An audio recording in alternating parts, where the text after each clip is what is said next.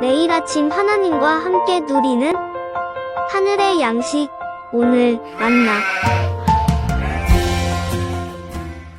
여호와께서 모세에게 말씀하여 이르시되 너는 이스라엘 자손에게 또 이르라. 그가 이스라엘 자손이든지 이스라엘에 거류하는 거류민이든지 그의 자식을 몰렉에게 주면 반드시 죽이되 그 지방 사람이 돌로 칠 것이요 나도 그 사람에게 진노하여 그를 그의 백성 중에서 끊으리니 이는 그가 그의 자식을 몰렉에게 주어서 내 성소를 더럽히고 내 성호를 욕되게 하였습니다. 그가 그의 자식을 몰렉에게 주는 것을 그 지방 사람이 못 본 채하고 그를 죽이지 아니하면 내가 그 사람과 그의 권속에게 진노하여 그와 그를 본받아 몰렉을 음란하게 섬기는 모든 사람을 그들의 백성 중에서 끊으리라. 접신한 자와 박수무당을 음란하게 따르는 자에게는 내가 진노하여 그를 그의 백성 중에서 끊으리니 너희는 스스로 깨끗하게 하여 거룩할지어다. 나는 너희 하나님 여호와이니라. 너희는 내 규례를 지켜 행하라. 나는 너희를 거룩하게 하는 여호와이니라. 만일 누구든지 자기의 아버지나 어머니를 저주하는 자는 반드시 죽일지니 그가 자기의 아버지나 어머니를 저주하였은즉 그의 피가 자기에게로 돌아가리라. 누구든지 남의 아내와 간음하는 자 곧 그의 이웃의 아내와 간음하는 자는 그 간부와 음부를 반드시 죽일지니라.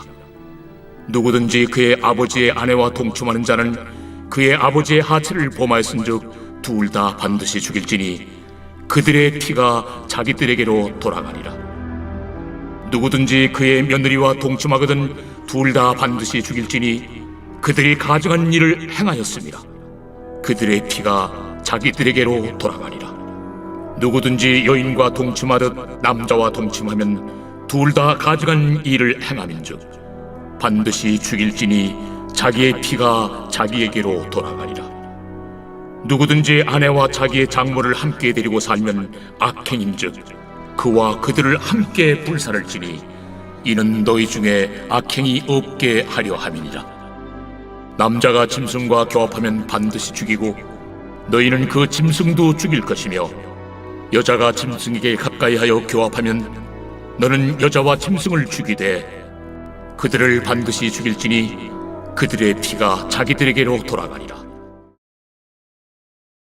오늘 본문 레위기 20장은 앞선 19장을 중심으로 18장과 내용상 짝을 이룹니다.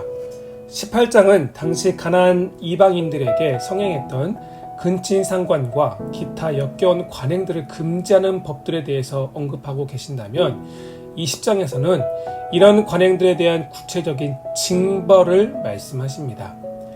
20장에 참 여러 사례가 있지만 각 사례별 징벌에는 별로 차이가 없고 20장의 표제에서 알 수 있듯이 이는 반드시 죽어야 하는 죄라고 말씀하고 계십니다.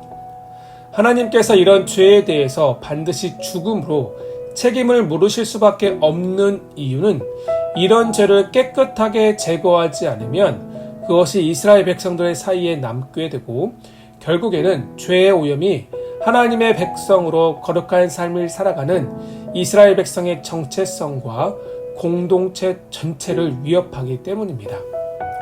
그래서 오늘 본문 7절에서는 하나님은 이렇게 말씀하세요. 너희는 스스로 깨끗하게 하여 거룩할지어다.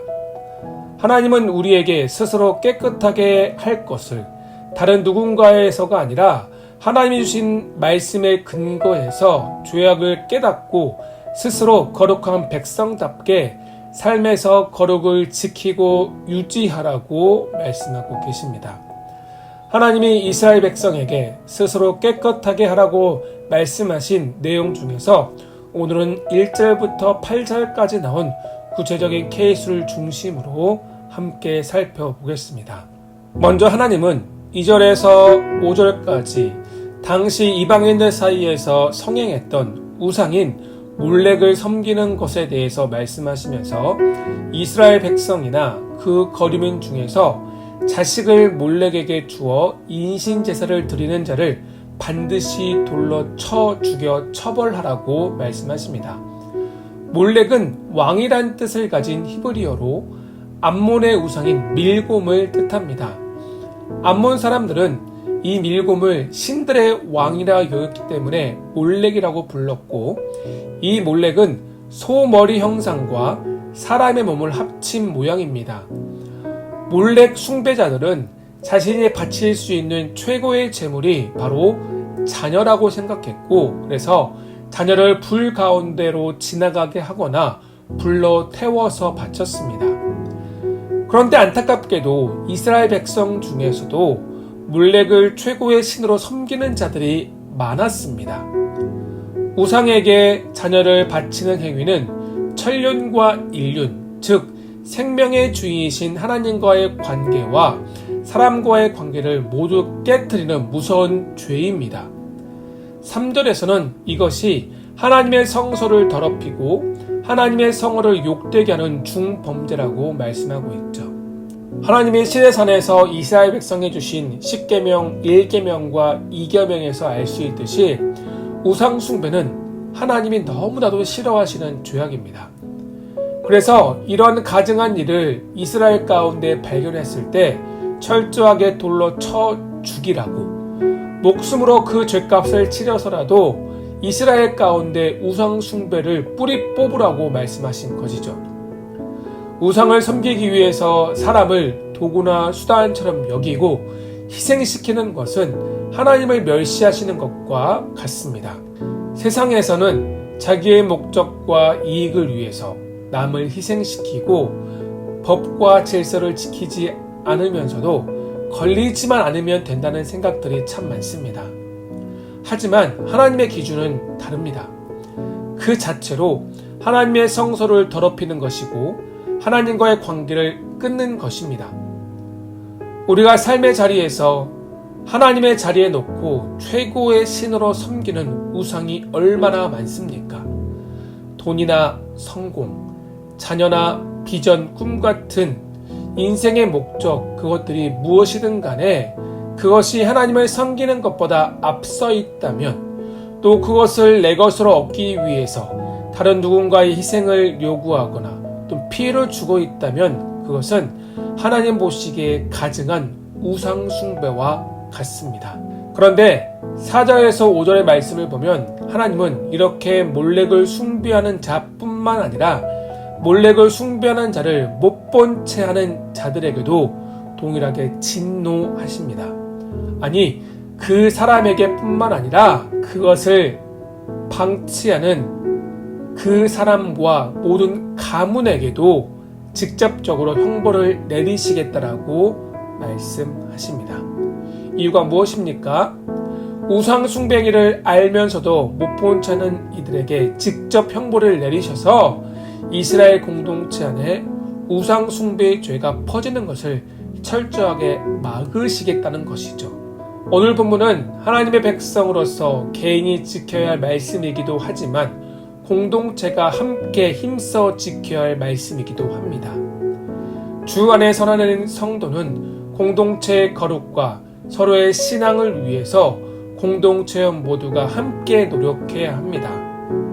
개인의 죄악은 단순히 나 개인의 문제에만 머무르는 것이 아니라 내가 속한 공동체 구성원에게도 영향을 미칠 뿐 아니라 공동체 전체에도 영향을 미칠 수 있다는 막중한 책임의식을 마땅히 가져야 합니다. 왜냐하면 우리는 그리스도 안에서 한 몸된 지체요 함께 성령 안에서 지어져가는 공동체이기 때문입니다. 사랑하는 성도 여러분, 그러므로 오늘 7절의 말씀처럼 우리 모두가 하나님의 말씀에 근거해서 스스로 깨끗하게 해서 우리 개인의 삶뿐 아니라 공동체 전체가 하나님이 우리에게 원하시는 거룩의 모습을 회복할 수 있기를 소망합니다. 나 자신의 삶뿐 아니라 사랑하는 지체들 역시 주 안에서 함께 믿음의 공동체로 세워질 수 있도록 우리가 함께 모이고 사랑 안에서 서로를 격려하며 서로를 세워가는 믿음의 공동체가 되어야 합니다.